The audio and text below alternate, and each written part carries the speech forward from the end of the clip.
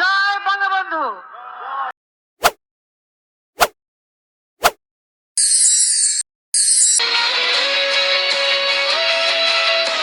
আওয়ামী লীগ মানেই স্বাধীনতার নেতৃত্ব দানকারী দল। আওয়ামী লীগ মানেই স্বাধীনতার ধারক বাহক, গরিব দুঃখী খেতে খাওয়া মানুষের স্বার্থ খায় সদা অবিচল।